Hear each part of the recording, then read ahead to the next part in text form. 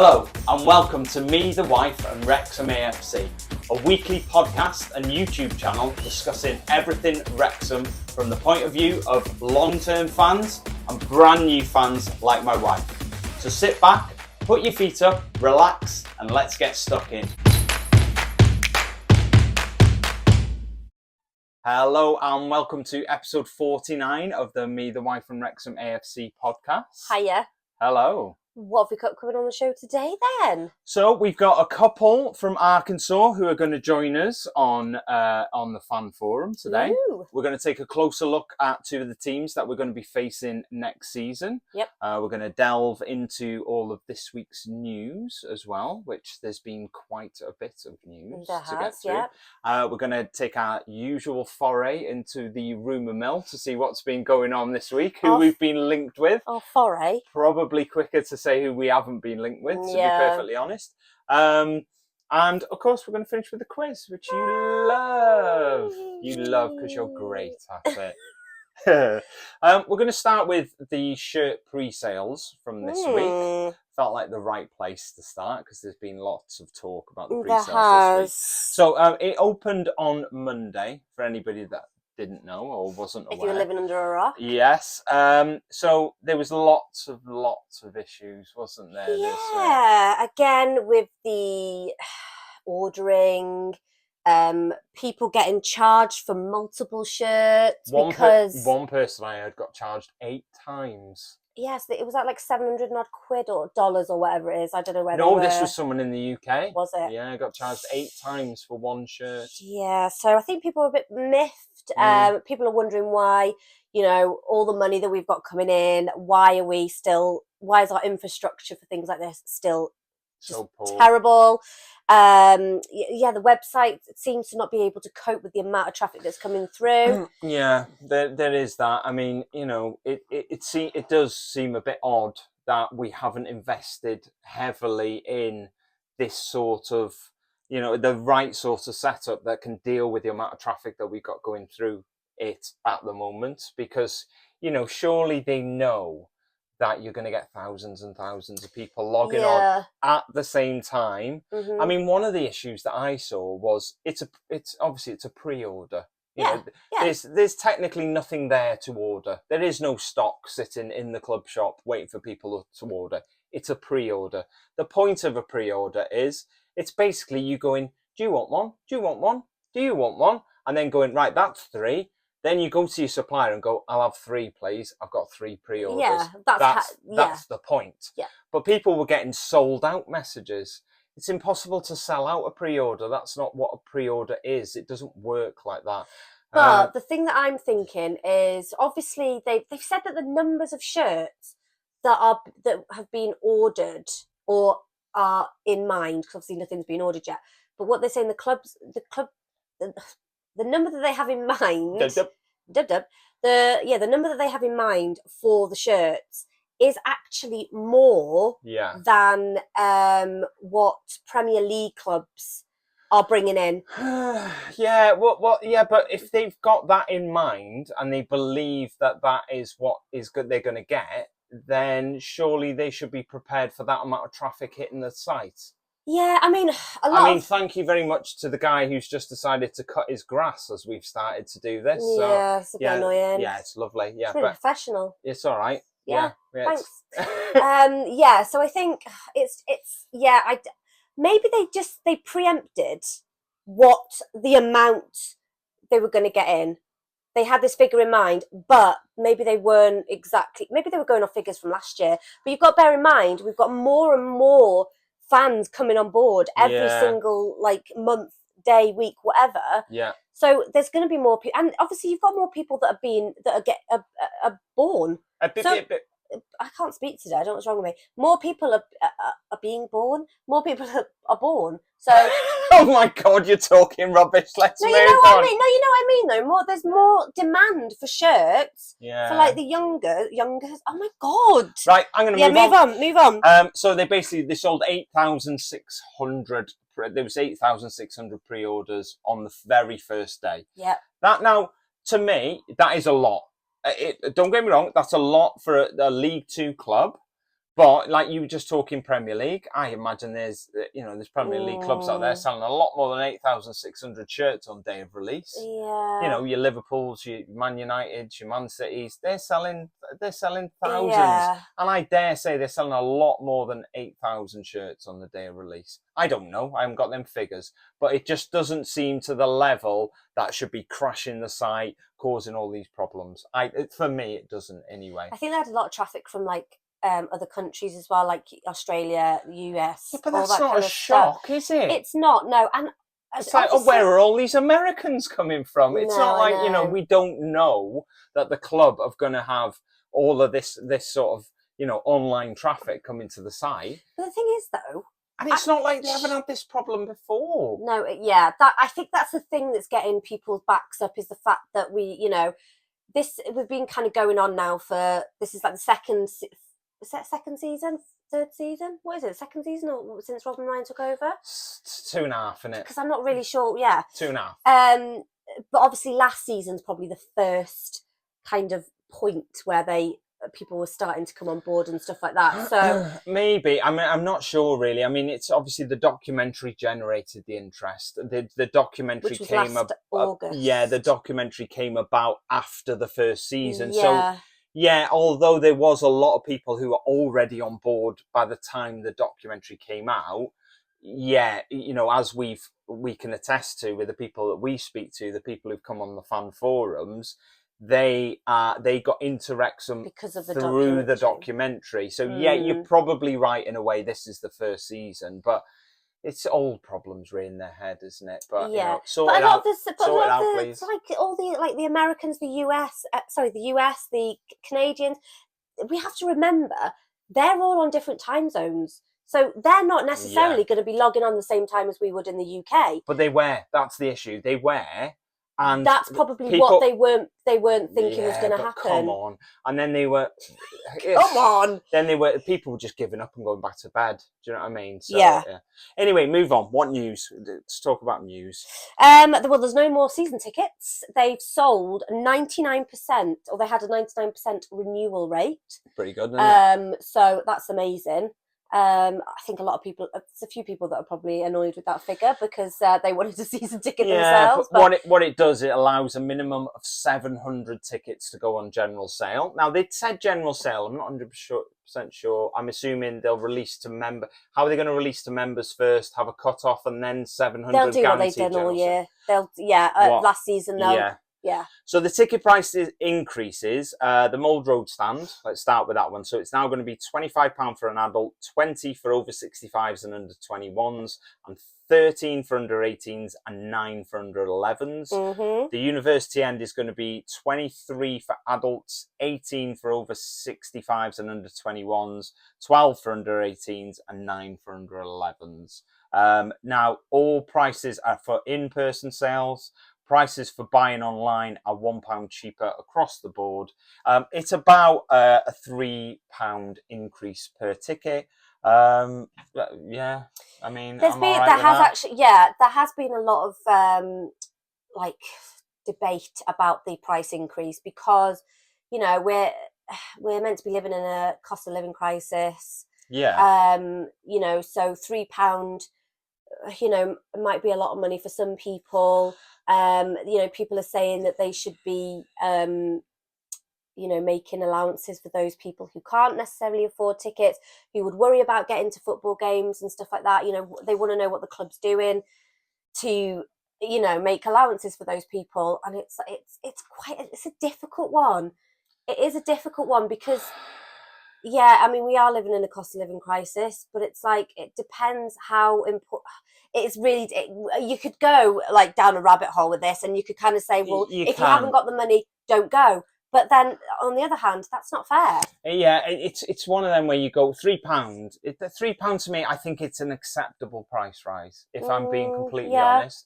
Although we pay season tickets, so it's not really. I know. So it's I'm going. Yeah, I'm all right with that because it doesn't affect me. Exactly. But, But if you then start looking at a family of 4, for example, so that's £12 a game extra.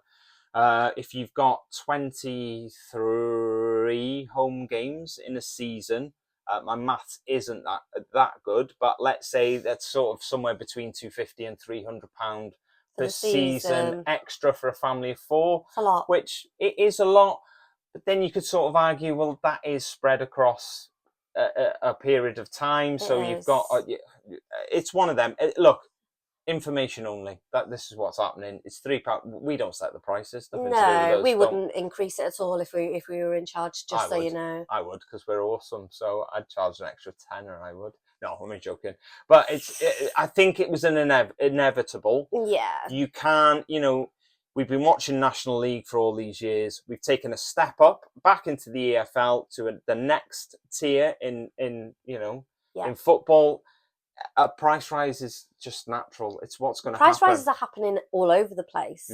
Although we have had this has got nothing to do with football, but like energy prices are going down. So maybe the money you save on the energy you can use to buy a Wrexham ticket. Well, yeah. Oh, petrol. Oh my golly gosh. The fuel prices are great at the moment, aren't they? Which are good for if you're going to any of the away days. Or if you're travelling from afar to go to the home games. Yeah. So, swings and roundabouts. Yeah, exactly. So they've also, sorry to still talk about tickets, but Wrexham have also launched a ticket exchange. They have. Which a lot of people are saying it's long overdue. It is. Still no real details about how that's going to work. I'm not 100% sure how it's going to work, but I think I think what they're trying to do is, say for example, we can't go to a game, we are going to be exchanging our tickets for an actual ticket, and then I don't know, we're not selling it to somebody. Well, now I know of other clubs that do ticket exchanges. Okay. Other clubs do ticket exchanges in different ways. Right. Okay. So I'll give you one example of a ticket exchange. I won't name the club, but one example is you can't go to a game. You have a season ticket. Yep. Okay. What you do is you log on and you click on, I can't go to this game. Right. Okay. You do that. You log on. I can't go to this game. The club give you nothing, not a penny. And what they do is they take that empty seat. Yep. The club sell it as a ticket. Yep. The club keep the money. You get nothing. The reason for that particular club's ticket exchange is to make sure that they keep the seats filled when people aren't going to the games. That's first option. Okay. The other one that I've seen is a full-on sort of like eBay for tickets. Not quite, but you go on. Let's say you've purchased a paper ticket for £20. Yeah. Yeah. You go onto the ticket exchange and you go, I can no longer go. You can set your price for that ticket at a maximum of face value. You cannot set the value above face value, although you can set it below face value. So you could set it anywhere from a penny to £20 for that £20 ticket. Or whatever the ticket costs, yeah. For season ticket holders, in that instance, what happens is they go on, you put your season ticket number in, you click on the game that you can't attend, and then what you do is you can list your ticket for sale for the price of the ticket for that game. So, for example, if your season ticket is 370 odd quid, and so that means your price per game is £16.72. The same way, you can list your ticket for sale for £16.72 maximum. But no higher. No higher, or you could list it for anything below. I like that. I like that option. Because it's a season ticket, you don't have a ticket to give. Right. So what the club do in running this service is they send they make a new ticket available for your seat for collection at the club shop. And then the person who purchases it goes and gets the ticket. You, as the season ticket holder, get the money for that. So they're two very different options of clubs that I know run ticket exchanges in two very different ways. One, all the profit goes to the club. The other one, all the profit goes back to the fan. Which one do you think that we'll choose? Or do you reckon profit, sorry, just money. Do you reckon that Wrexham will choose a completely different avenue? They could do. There are other options out there. They're just the two that I am aware of. Yeah. And they're two different ways of doing it. We'd have to wait and see. Yeah, we don't know. We just know that there's going to be a ticket exchange and people are quite happy about that because, bums on seats is more important, I think. Yeah. Than anything. Yeah, definitely. Rob Page, just a quick one. We're going to talk about a little bit more about Rob Page in a minute. For anybody who doesn't know, he's Wales manager. He did say this week about Paul Mullin. He said if he's playing in League Two and scoring goals, then we will look at him and consider him. When did he say this? He said this before the Armenia game, which we'll touch on shortly. Paul Mullin is available to play for Wales. His nan, I believe, is Welsh, and that is the reason why he qualifies for Wales. He said he'd love to play for Wales. He wasn't selected in the most recent squad. National League players generally don't, even though he's a League Two player now, they don't, to be honest. And that is the statement that he came out with this week, that he would look at him. Whether that's a true statement or not, I have absolutely no idea. We will have to wait and see what happens with that. Welcome to Wrexham. Yes, they won an award. Yes. God, we are literally, I've said this before, but we are smashing the awards. Swimming in them. Wrexham are doing so well for awards. Yes, they won the best sports show. Yes. And I think I was a bit confused because it was I thought it was the Critics' Choice Awards. No, was it?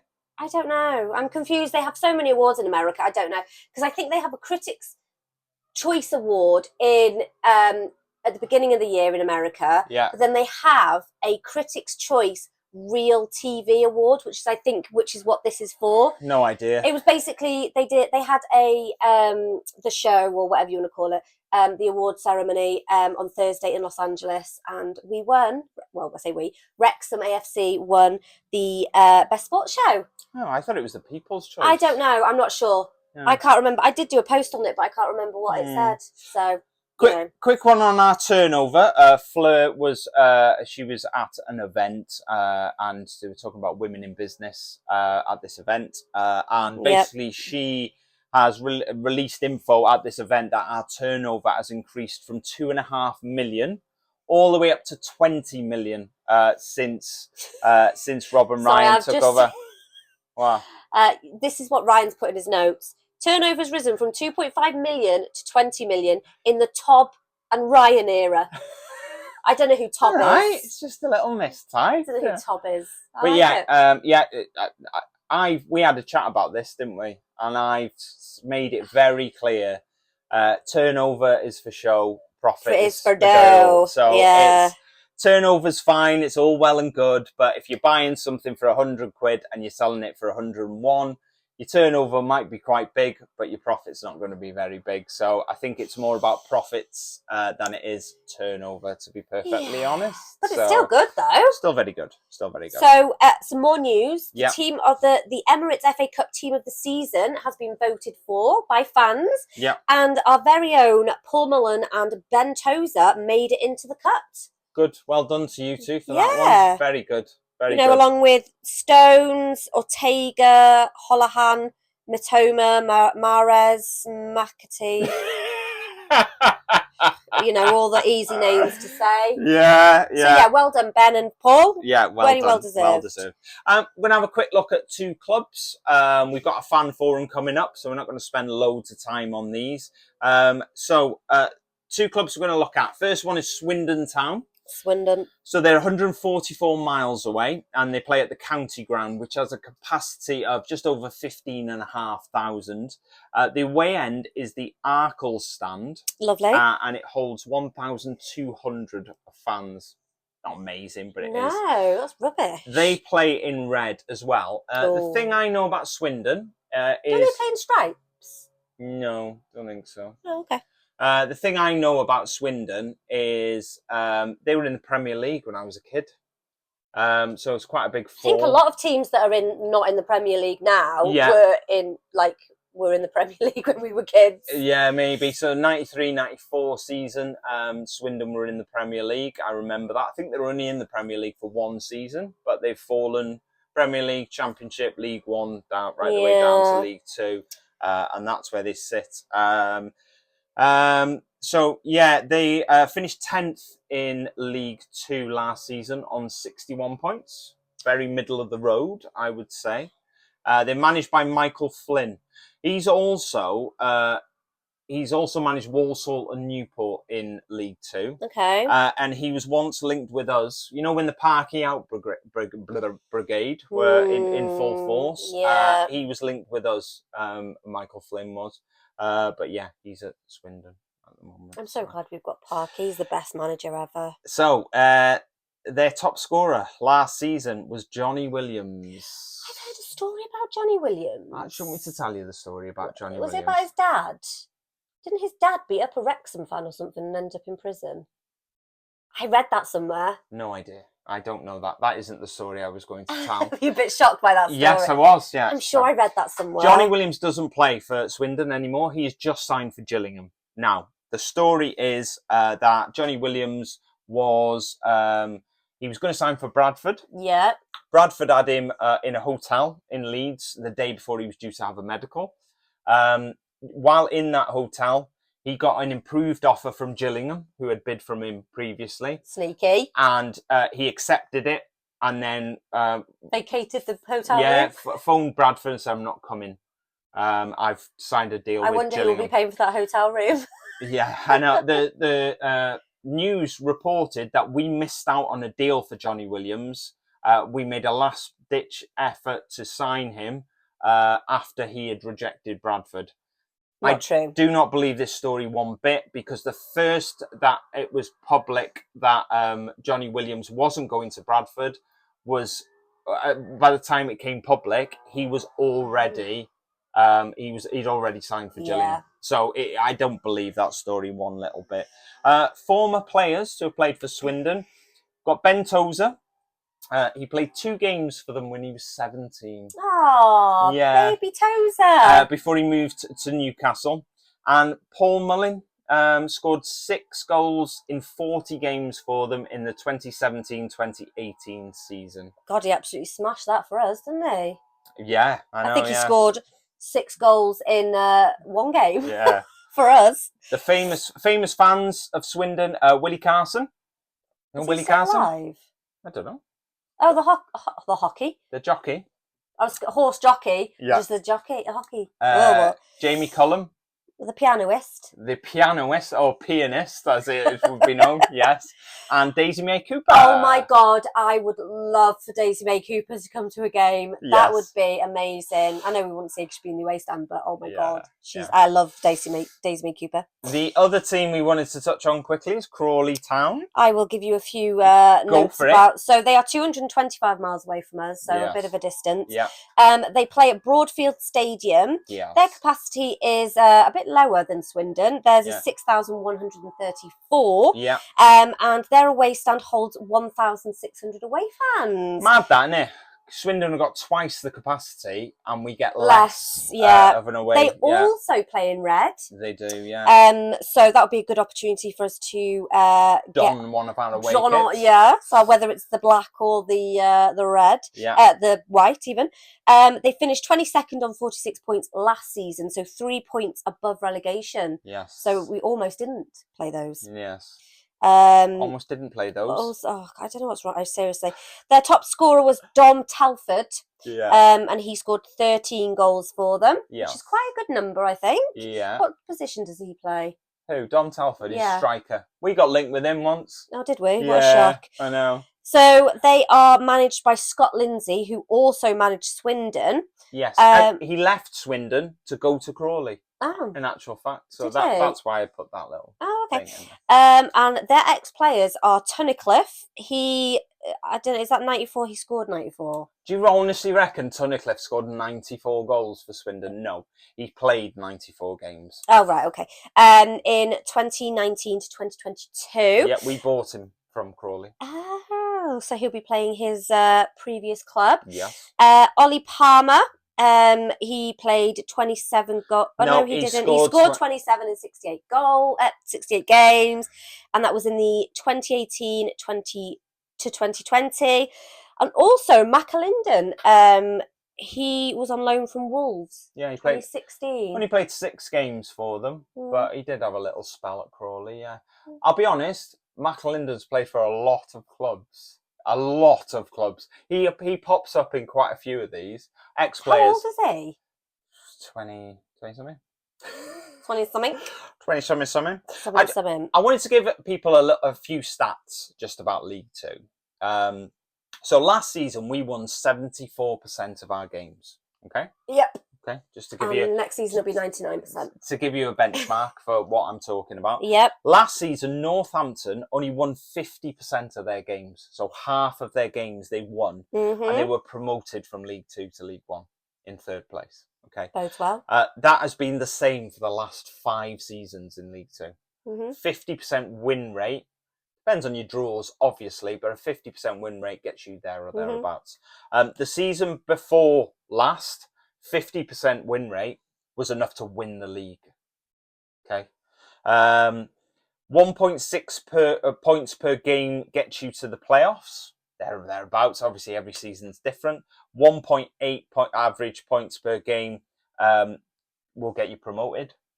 Again, dependent on what the other teams around you do. Yeah. Last season, we averaged 2.4 points per game. Well, we're going to smash League Two. Yeah, Do hopefully. you know what? It's such a shame, right? You know, if you get like a certain amount of points, obviously, even if you get like the highest points record like we did this season. Yeah. But you only move up like a level, like a league. Wouldn't it be good if you got like over a certain amount and you could just skip League Two and or skip League One and then just go to the Championship? Yeah. Wouldn't that be nice? Would be nice. It's not going to happen though. No, I know, but maybe that's something the EFL could think about. Yeah.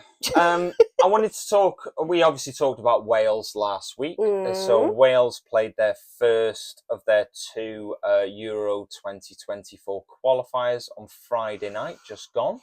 It was absolutely abysmal. If I'm honest, they played Armenia, who have only won 2 of their last 20 games. They were expected to win the game. I think I went for 2-0 before the game. They were awful. They lost 4-2 at home. They go into a game on Monday night against. Is that away? That's away against Turkey. With that defeat laying quite heavily on them. Moore missing 3 games. Yeah, Kiefer Moore got sent off, so he'll be missing. He'll be missing there. I can't help but feel the obviously the statement we made that about Robert Page earlier about what he said about Mullin. I can't help but feel he someone like him was definitely needed in the game on Friday night. Yeah, do you know what? When we were watching the game on Friday, was it on Friday? Yes. Yeah. There was lots of tweets coming through saying, "Oh my God, what a change that game would be if Paul Mullin came on in the 65th minute. Yeah. What change would it? What they could do with a Paul Mullin right now? And I mean, what an ego boost for somebody though. Seriously. Yeah, definitely. And I think it needed somebody like that to come on and just try something. I mean, I put a tweet out there that he reckons that Paul Mullin can't get in that squad. I said that I could probably get in that squad the way they played on Friday night. And you are rubbish. Get a grip, woman. Sorry, you were good in your day. I was good in my day. Is this not my day anymore? Well, could you run 90 minutes down a pitch, up and down a pitch? I could come on as a sub last 20. No, you couldn't. Could do, no, you couldn't. Just talking about Wales, because I can't be bothered talking about it anymore because it was awful. Just a quick reminder that we are running a competition for 2 sets of 4 Wales coasters, and we might not get anyone come in, but we've had a few. No, we might not after the display they put in on Friday. Yeah, damn, I didn't think about that. They were made and donated by Football Shirts Galore, so make sure you follow them on social media, please. To enter, you have to like one of our videos, this one or the last one. Subscribe to the channel and make sure you, as I say, you follow Football Shirts Galore. The winner will be announced on Thursday, the 22nd of June.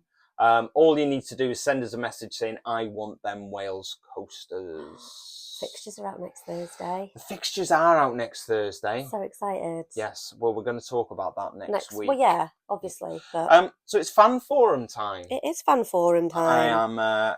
I'm excited for this one. I'm excited. Because we got a message from a gentleman called Jason, who said, would you like us to come on your podcast? Obviously, husband and wife sitting here. Jason and Jeromie are also husband and wife. Perspective very similar. Jason's been into football for a very long time, and he's tempted his wife in to this world. So I just want to welcome you both to the podcast. Welcome to Me, the Wife, from Wrexham AFC, Jason and Jeromie. How are you doing? Hi. Good. Shemai Borda. Wow, da young. I should lead with that's the only Welsh I know, so Yeah. Have I got that right, Jeromie? Am I saying your name right? I'm really sorry if I'm not. Jeremy. Apologies for that. So Jeremy, I'm putting too much emphasis on the O. Jeremy, right. Jason, I know that you're not new to football, but you're both definitely new to the sort of Wrexham party, shall we call it. How long have you been following Wrexham? So I can kind of extend an answer on that. I've been an Arsenal fan for many years, but then just English football as a whole. Quick sidebar: is English football, is that okay in the Welsh language? I know that seems a little weird to me, but anyway, I not language, but like the Welsh teams play in English football, and I know there's a hard divide. But we had had our second trip to the UK planned for a while, and we knew getting Premier League tickets were going to be nearly impossible. And so we had kind of just come to the conclusion, we're going to go see some football while we're there. Let's find a lower league team that we can support and embrace, especially one that is, at the time, we kind of expected to not be mainstream. I think it was my idea, by the way. It was hers. You always have the best ideas. Yeah. And so it was about that time, while we were trying to just scan the football map, as it may be, that the Welcome to Wrexham doc dropped in the US, and that was in the late summer, early fall of 22, I guess. So it kind of just was a very perfect happenstance, I guess, that was like, Yeah. oh, this is our team. This is who we are going to support. So we immediately became international club supporters, members, because we knew that we would need that to add, the possibility of getting tickets. So anyway, long story longer, that's how we started with our Wrexham support and fandom, and then ended up coming to a match, the York match in mid-March. So, Jeremy, have you always been into football, or did Jason drag you kicking and screaming into the football world? I love sports, so it was always an easy move. But I don't know, Americans, when you say football, it's it's college American football. Yeah. So yeah, me and my friends all made a little bit of fun of him for a little while. For watching soccer, because even more so in Arkansas, even worse than in the rest of the US, not so much with the soccer. It's new, it's making its way, but yeah, at first it took me, I don't know, 3 or 4 years into the relationship to quit calling stoppage time fake time. It used to drive him insane, which made me keep doing it, obviously. But yeah, and then I kind of just wrapped my head around it, and it was fun to have another sport. So I was cool with it at that point. And give credit where credit's due. She sees offside now. I can figure it out. Yeah. I'm still unsure about it, to be honest. I Yeah. think I know it, but when I'm actually at a game and I'm sitting in the stands, it's like it's so much more difficult to figure out. But It yeah, is. I'm getting there. It is. Oh, it's impossible at a game. Yeah. Now I don't think I could call it at a game. I can watch it on TV and I can see, oh yeah, but the being at the proper angle at a game, no. Yeah. Unless you're the linesman with the flag, no. Yeah. You spoke about the Welcome to Wrexham documentary there. What did you make of it? Was it sort of like, did you fall in love with everything Wrexham as soon as you started watching it? Was it like love at first sight, or did it take a while? No, it was right away. Yeah, it was immediate. I grew up in a small town in North Carolina, which is on the east coast of the U.S. And it's an industrial based town as well, textile industry, which has died. So, I kind of had a little bit of a personal relation to the small historically industrial town of Wrexham. Obviously combine that with my love of soccer football, that it was an easy mix. I'm not gonna lie, I might be a big Ryan Reynolds fan too, so that adds a extra mix. And now I know who Rob McElhenney is. Yeah, I don't care about Robin Ryan. I don't know. I've never been into like movie people or TV people. I just don't care that much. But I loved the whole thing about the town. Like I couldn't believe it was real. Like, is this a real town? Like, is this actually happening? You mentioned obviously Ryan then. What did you think of the whole Ryan and Rob takeover? Did you think it was like you obviously you just said that you didn't think it was real? Do you think that does it still feel a bit weird that we've got like we're owned by two Hollywood stars? Yeah. I my immediate thought was these people are going to hate this. Like these people that have lived in this town their whole lives, and now you've got two North American rich guys coming in taking over. Like, how are people going to feel about this? People in a small town like their small town. I'm from a small town too, which puts his small town to shame. It's even smaller. Yeah, I was like, they're going to hate this. And plus, I don't know anything about Rob and Ryan. I don't know if they're nice or if they're jerks. I had no idea at the time. So what are they going to come in there and do to these folks? And I guess it ended up working out because everybody we asked when we were there said they loved them. Unless everybody's a really good liar, I guess it's working out. I find it intriguing because you don't see that ownership in football. You don't. I think I saw the city owner had come to the Champions League final, and that's like his second match I think that he's been to, and you don't see the. Now I know there's a difference between Premier League and National League, but you don't see that ownership involvement in not just the team and the office, but as an outsider, what is at least perceived to be, they've really kind of embraced the town and embraced the culture and the community. I can't even begin to imagine a Premier League owner buying rounds for a group in the turf or the equivalent of. So it's fascinating to me because their fame almost seems to not be famous at that point, if that makes sense. They kind of become, in my humble perception, as just two everyday guys that happen to have a lot of money. Yeah, you're 100%, and that is, that's how it feels. At first it was bizarre. When you were like, because I was similar. I wasn't really aware of Rob McElhenney. I wasn't really aware of what he did. We'd never watched Always Sunny in Philadelphia. We'd never watched Mythic Quest. I wasn't really aware of him. Ryan Reynolds, on the other hand, I was very aware of who Ryan Reynolds was.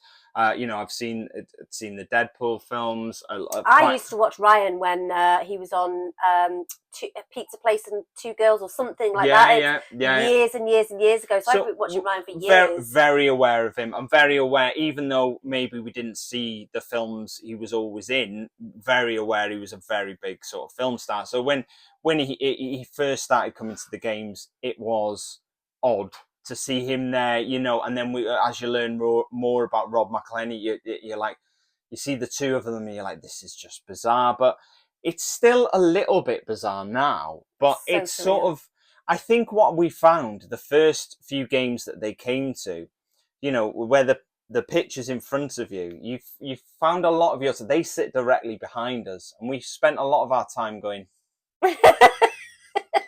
yeah, they're still there, and we did that a lot. Just to make sure it was real. The last game that they were at, which was the Boreham Wood game when The game. Then I don't, apart from looking up the first time I went there, I was more worried about what was going on the pitch, which is how it should be as a fan, do you know what I mean? So I think just from my experience, it's starting to become more normal. That's just, we've just got owners that happen to have, combined close to £1 billion. It is what it is, and they're very famous in what they do, but I think it is sort of Well, we have like, becoming. yeah, I mean, it's surreal still for me. Like Paul Rudd and Will Farrow, Will Yeah. Farrell just being in the turf having Yeah. a pint with people. Yeah, It just doesn't happen in this little town, but it yeah, obviously does now. yeah, it does now. Yeah, I Yeah. mean, you touched on the fact that you came over to the UK and you came to watch a game. You know, which a lot of people that we speak to haven't actually done that. You know, and you've made that sort of, let's call it a pilgrimage, over to the UK to watch Wrexham. So the York game, was that the first game, that Wrexham game, that you'd watched, either TV or live, or you know? In a full manner, yes. Yeah. Yeah, no, everything prior to that would have been, you know, what was in last season in the Welcome to Wrexham, or you know, highlights here and there. You know, I would always, I keep up with the online scores, but actually, you know, watching a match, no, that was our first one. And in fact, that's our first professional match in any capacity, aside from, we went and saw an Arsenal friendly in North Carolina a few years ago. So like an actual, you know, legitimate match, that's our first professional football match. And what did you make of it at the racecourse? Oh my goodness. Well, so I don't even know how much of, you know, how you just kind of described your back and forth with Rob and Ryan. Mine was more, and I don't want to speak for Jeremy, but mine was more back and forth of, I don't know how much of the match I saw on the pitch, because it was the atmosphere around us. We were in the uni stand, and almost as far over as you could be where you were to next to the York supporters. So the back and forth of the York to Wrexham supporters of chants and, you know, rubs maybe, crazy. It was and you know, so the first time hearing the Always Sunny, the Wrexham Declan Song's song being sung, the first time hearing that in the stands, incredible. it was just overwhelming, and it was just nonstop noise. Yeah. And it was, and like I said, I'm not sure how much of the match I actually saw. Yeah. Are you planning a trip back? It is not scheduled, but absolutely. Yeah. I mean, there's no doubt. I think we've even gone to at least subtle talk of buying another home. Like a retirement type of thing, to be there, like, you know, 4 or 5 months, and, you know, then let it out, Airbnb it or whatever. Yeah, I could definitely see it happening, unless our kid ends up like actually producing grandchildren for us. I don't know how that's going to work out, but it's not looking good at the moment because he's 25 and not dating. So we'll see how that goes. He would kill me if he heard that. Let's not tell him to listen to this. Yeah, we won't advertise this podcast to him. But that's amazing that you've come over here and you sort of feel like that. You know, that would be really cool to get somebody somewhere over here. That's really good. Out of the current squad that we've got, and obviously you've seen them live and you've watched a couple of games as well, streaming as well. Do the pair of you have a favorite player that in the current team? You know, I think the easy response is number 10. I mean, you know, you got to say Mullen, but I want to step away from the cliche response. I think really we're both kind of drawn to Ben Foster. Yeah. And I think I love the persona that he brings to the club. Let's step back. I mean, his resume speaks for itself, and prior to, but they the team signed him while we were in England before we had come over to Wales. It was 23rd or something of March. But we were, we had not made it over to Wrexham yet. We were still over on the England side. And I was like, oh, Ben Foster. I'm familiar with that name. That's a pretty big signing to get, because obviously I know a decent amount about the top tier and the English national, but I admittedly I don't know a little bit further down past the Championship, League One. I might not recognize many names. I might not even recognize many clubs. But anyway, so long winded answer there. I really love Ben Foster, but I want to add one name too, and I'm giving the Welcome to Wrexham credit on this, is the backstory that they provided of Jordan Davies. Jordan Davies. I have, being one of our own. I love him and I love everything about him, and his I had followed him on Instagram now, and I had seen after the Boreham Wood game, he had posted a picture of himself in a Wrexham kit from when he was like 4, I think. Yeah. And it's just heartwarming, Yeah. and that's indicative of what I think that's indicative of what Wrexham is. Yeah, Definitely. 100%. Well, thank you to the pair of you. We will come back to you in just a second. We are just going to have a little chat, aren't we, about this section of the show that the ever increasing rumour mill. Yeah, I know. So we've had one rumour that's come out this week. I'm sort of getting sick of this section of the show, if I'm perfectly honest, because none of it seems to be true. None of it. Oh, you don't know though, do you? But so I'm going to talk briefly about Wigan midfielder Max Power. I know, yeah, amazing name. It is a great name for anybody to have. So I think there's a bit of a combination of reasons why Max has been linked with Wrexham, ultimately. Yeah. He has previously played under Phil Parkinson, okay, at Sunderland. He was the captain at Sunderland when Phil Parkinson was the manager. Okay, so there's quite a strong tie there. He's also played for Tranmere as well. He's from Birkenhead and he turns 30 next month. So Wigan were in the Championship last season. They finished bottom, and so they were relegated to League One. Okay.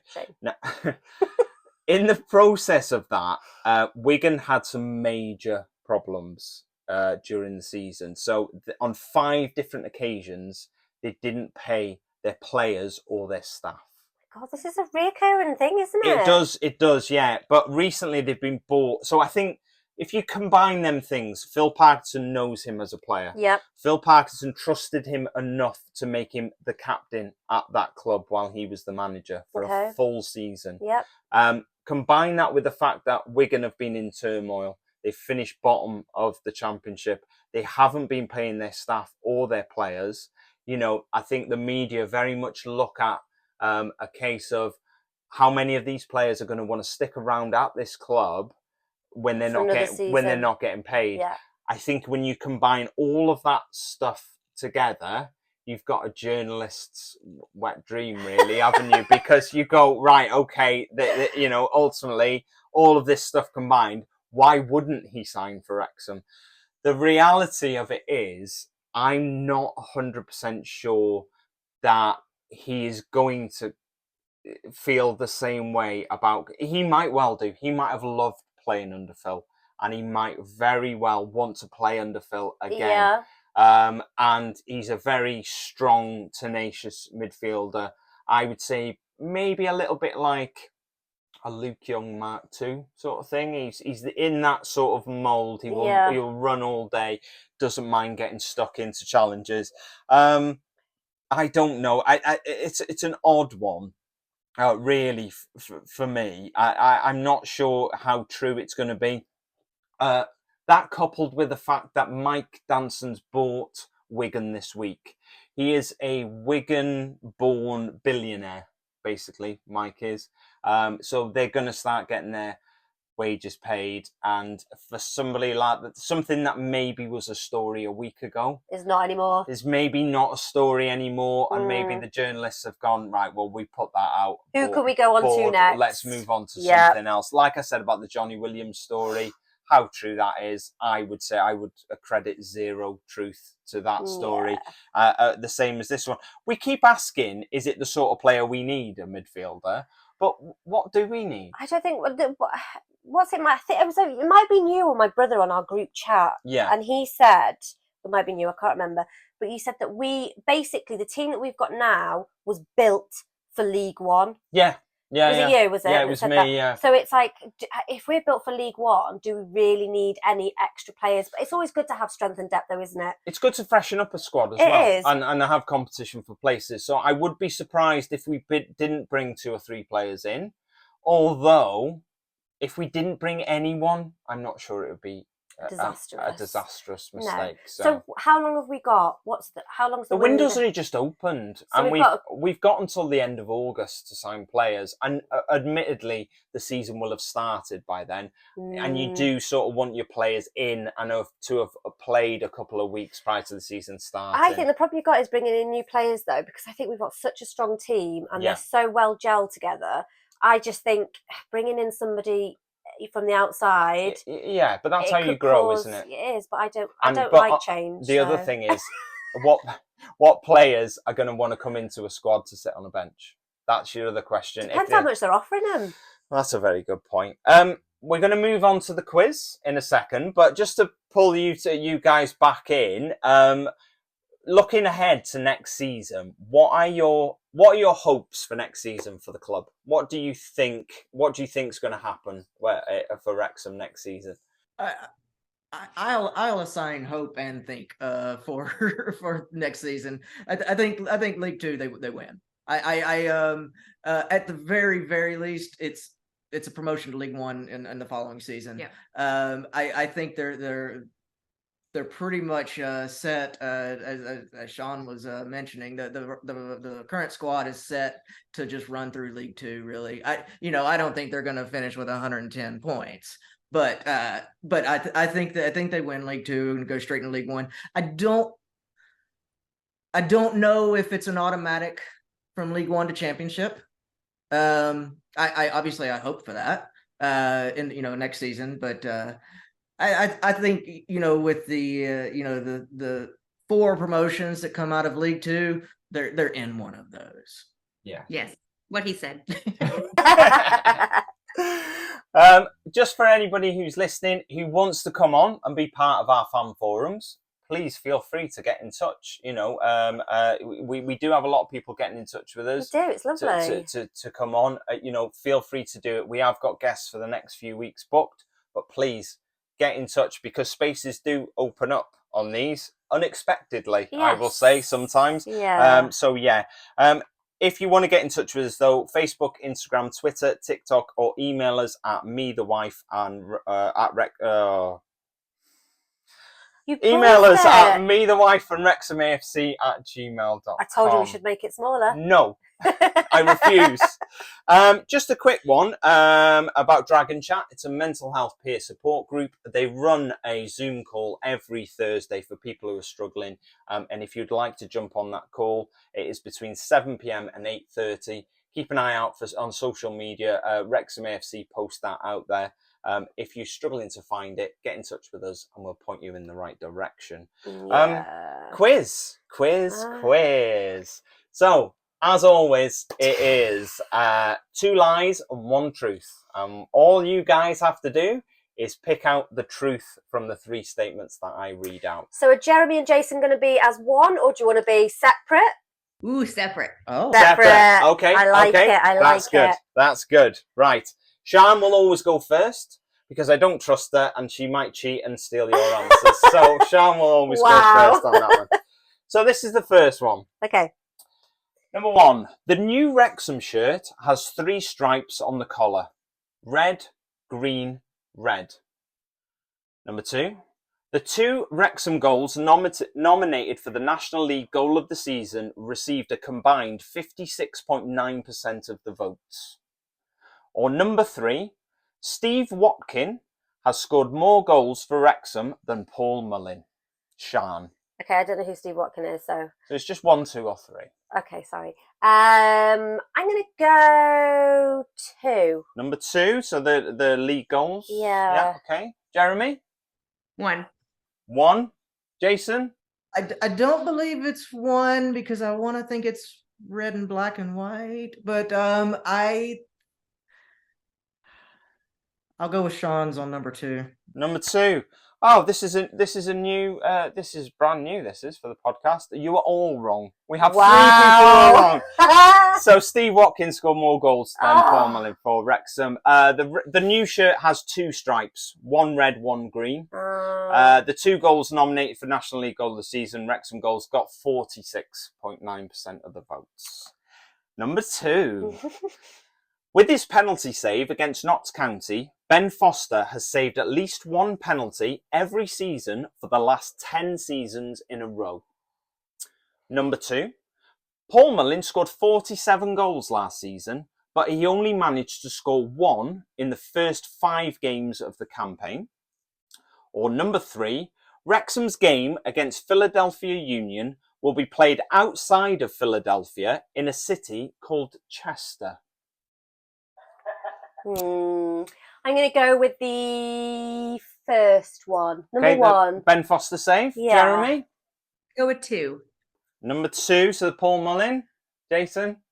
I really want number 1 to be right because that's a fantastic stat. But I also, in a very evil way, I kind of like the idea that Chester is correct.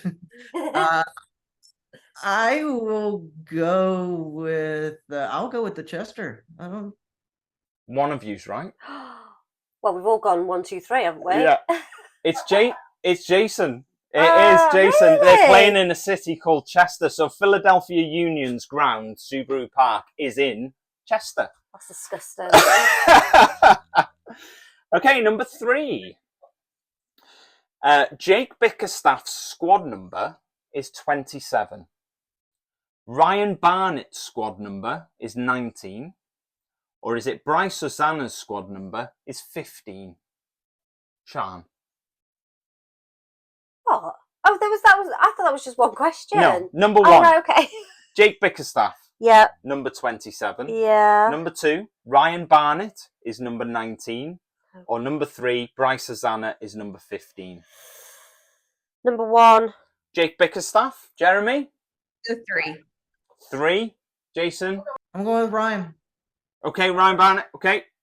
Sean, well done. It's Jake Bickerstaff. Isn't Ryan Barnett 29? He is 29, yes. 15 is... Well, it's not Bryce Hosanna. It's 17, Bryce Hosanna. Yeah. There we go. Number 4. Wrexham's lowest home attendance of the season in all competitions was 6,845 against Blythe Spartans in the FA Cup qualifier. Number 2, the lowest attendance Wrexham played in front of last season was 1,422 away to Gateshead. Or number 3, the highest attendance Wrexham played in front of last season was 18,218 away to Coventry. I'm going to go with the last one. 3. Coventry? Yeah. Jeremy? 2. Number 2. And Jason? I'm going to join the missus on 2. You would both be very correct, yes. So the lowest attendance was away to Gateshead, 1,400. The highest attendance was the away game at Sheffield United, the replay. It was 20,000 at that one. Last question. I think Jason is in the lead at the moment. So. Yeah. So, last question.